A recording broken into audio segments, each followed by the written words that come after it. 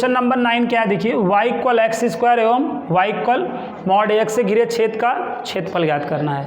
बच्चों समझो, इसको हम x square equal to y written कर सकते हैं, नहीं बताओ। ये कौन सा पैराबोला है?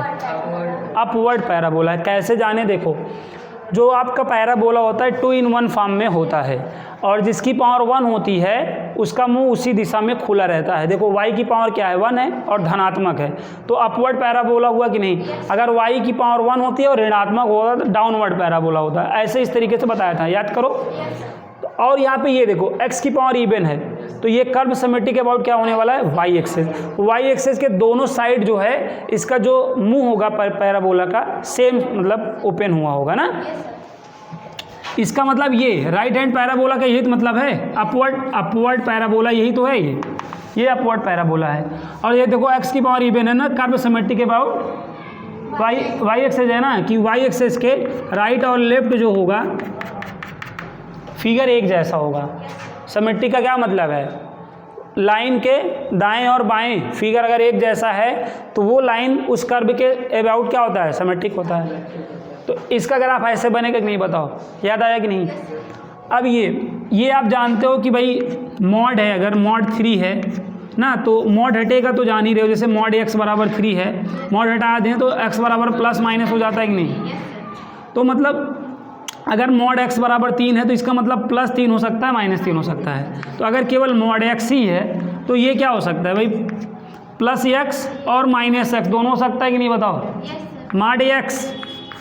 मॉड x प्लस x और -x दोनों रिजल्ट देगा कि नहीं बताओ, बोलो। तो बात समझो, तो मॉड x को हटा दो, मॉड को हटा दोगे तो यहाँ पे प्लस माइनस लग जाएगा। क्या लग जाएगा, प्लस माइनस, ये प्लस माइनस। तो अगर आप प्लस देख रहे हो तो क्या हो रहा है, प्लस अगर आप देख रहे हो तो ये y इक्वल x दिख रहा है, और अगर माइनस ले रहे हो तो y बराबर -x। समझ गए ना। तो y इक्वल मॉड x से में 2 लाइन मिलती हैं कि नहीं, y बराबर x और y बराबर -x।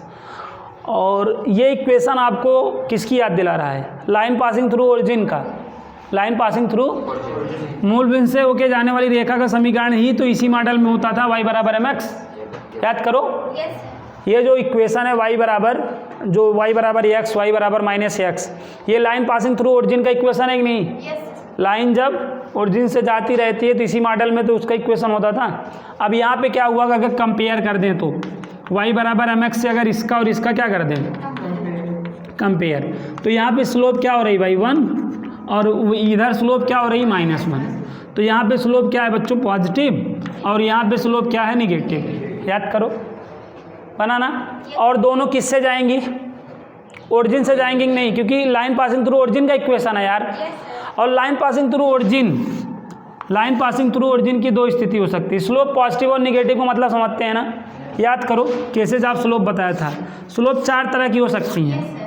ऐसे में स्लोप पॉजिटिव हुआ करता है, अगर ऐसे लाइन जा रही है बच्चों, यूँ अगर मगन हो कि यूँ लाइन आप खींच रहे हो तो ये पॉजिटिव स्लोप वाली लाइन है, और ऐसे में याद करो निगेटिव स्लोप होता है, और x एक्सेस की स्लोप 0 ही होता है, y एक्सेस का 1/0 ही होता है। ये बातें आपको याद होंगी, नहीं याद है तो याद रखो भाई। अब यहाँ पे देखो, जिनको याद है उन्हीं के लिए तो अच्छा है, जिनको नहीं याद है याद रखें बेचारे, इसी बात को याद रखेंगे, बाकी तो यहाँ पे देखिए। तो यहाँ पे स्लोप क्या है, पॉजिटिव, और यहाँ पे स्लोप क्या है, निगेटिव।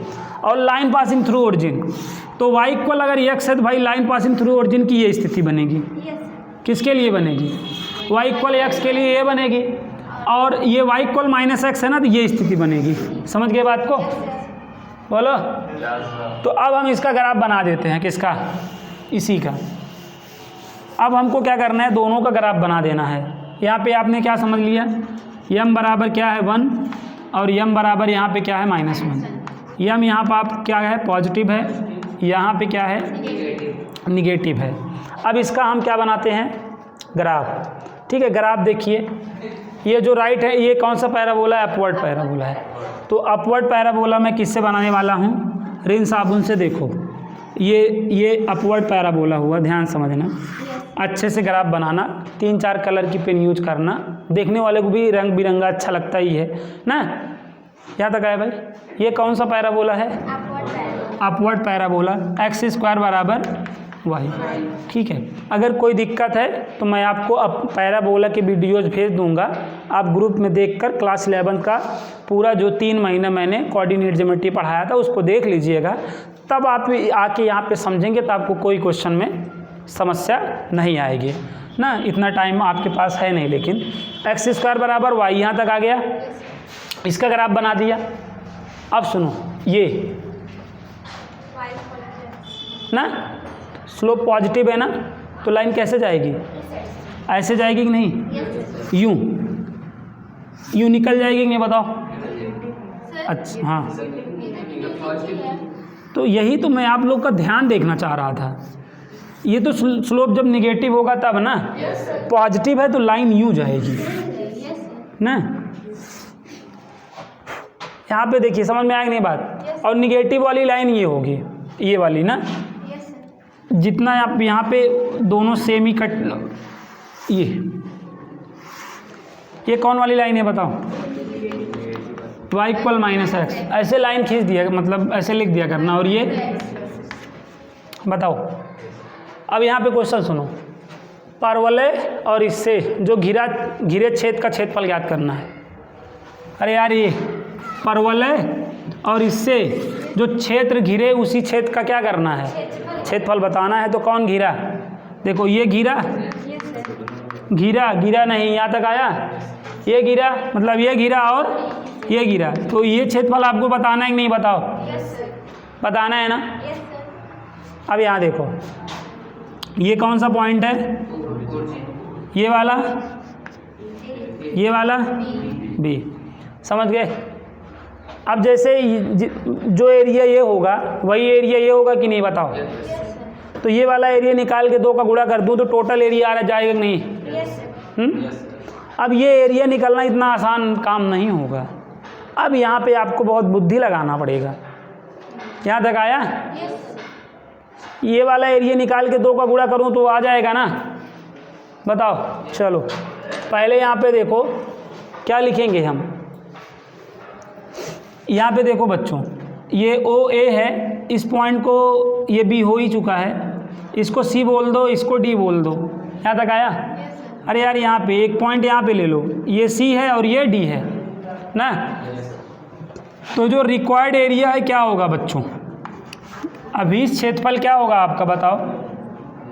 अरे ज्ञात करने वाला यार, एरिया आप क्या होगा बताओ? एरिया आप ओ सी ए डी ओ, ये होगा कि नहीं? और 2 का मल्टीप्लाई भी करना है कि नहीं? 2 का मल्टीप्लाई क्यों की है? क्योंकि ये वाला आप आ गए थे ना, उतना ये वाला भी होना था, 2 का गुणा कर दिया। यहाँ तक आ गया। और आपको बता दूं, यही टाइप का क्वेश्चन आपके बोर्ड एग्ज़ाम में 101% 5 या 8 मार्क्स का पूछा जाता है। अभी तक हम लोग ने जितने भी क्वेश्चन किए हैं उन सभी क्वेश्चनों से ये मोस्ट इम्पॉर्टेंट क्वेश्चन है ना। आपका टाइम खराब चलता होगा तभी नहीं आएगा, नहीं तो ये क्वेश्चन 101% आपके बोर्ड एग्ज़ाम में आ ही जाएगा, या कोई ना कोई सेट में आ ही जाएगा। बोलो यहाँ तक आ गया? अब देखो,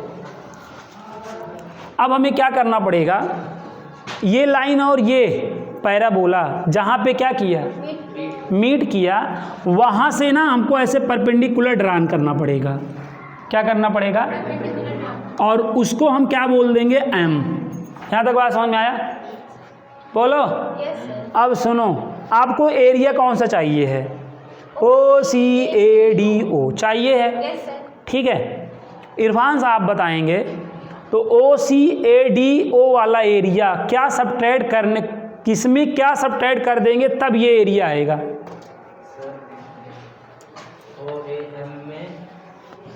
हाँ हाँ, देखो ये पूरा एरिया समझ रहे हैं ना। इस पूरे एरिया में अगर ये एरिया निकाल दें, ये प्लस ये में ये निकाल दें, समझ रहे हैं? अपना कौन सा है? देखो ये ए है, ये बी है, अपने को कौन सा एरिया ज्ञात करना है बताओ? ए वाला चाहिए कि नहीं? तो अगर मैं ए प्लस बी माइनस बी करूँगा तो ही तो आएगा, बताओ। अरे यार हमको ए वाला एरिया चाहिए कि नहीं? ए प्लस बी में क्या निकाल दें? बी निकाल दे तो ही तो आएगा। ये रहा ए प्लस बी माइनस बी, तभी तो ये वाला बचेगा। अरे यार ये पूरा ये पूरा एरिया है कि नहीं बताओ? ये पूरा एरिया है। कौन? O M A D O M, O M A D O, ये एरिया हुआ कि नहीं? ये पूरा एरिया हुआ।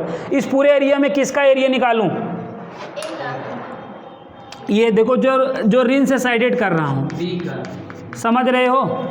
ये पूरा वाइट वाला एरिया देखो, ये पूरा वाइट वाला एरिया है। वाइट वाले एरिया में रिन वाला एरिया निकाल दूं तो ये आपको ये जो पिंक कलर का एरिया यही तो चाहिए अपने को, तो वाला नहीं निकल जाएगा।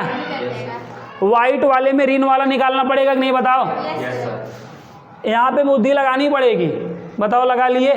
अब बताओ लगा के 2, अब यहाँ पे क्या हो जाएगा बताओ? 2। अब यहाँ पे एरिया आप क्या बताओ?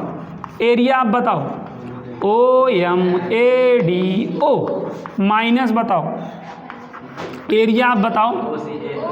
ओ एम ए सी ओ, ये निकालना पड़ेगा कि नहीं बताओ? यही सब चीज़ें डिसाइड करने में हमको थोड़ी सी समस्या हो सकती है।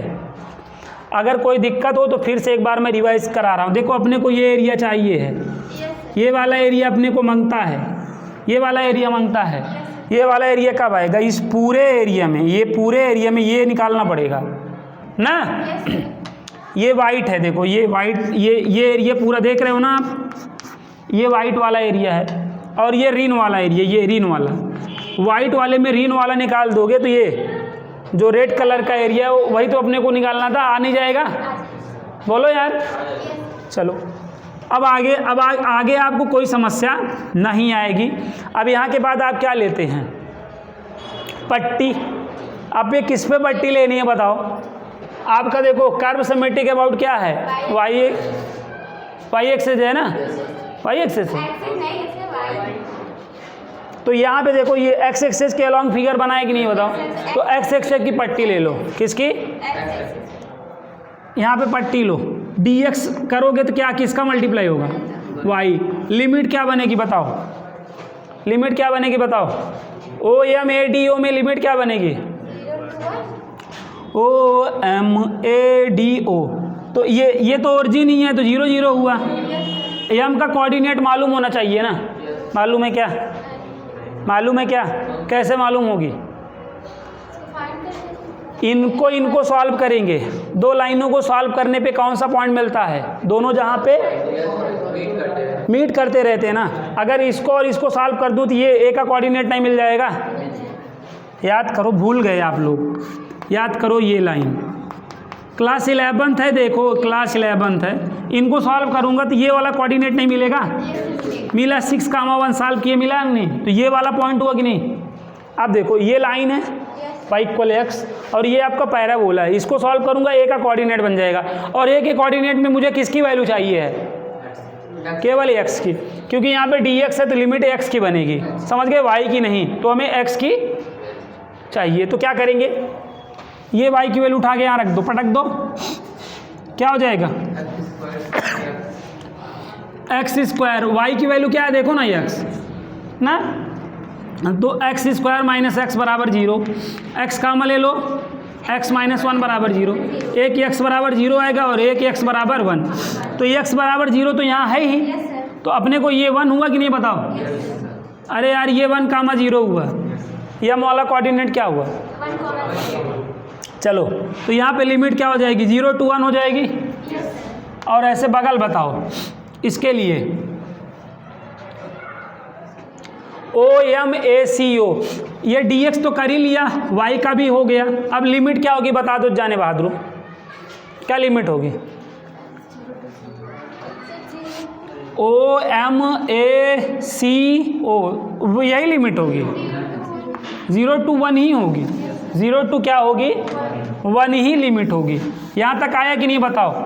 अब इसके बाद आपको एक समस्या होगी, एक प्रॉब्लम होगी ना, तगड़ी प्रॉब्लम होगी। और वो समस्या क्या है मैं बताता हूँ।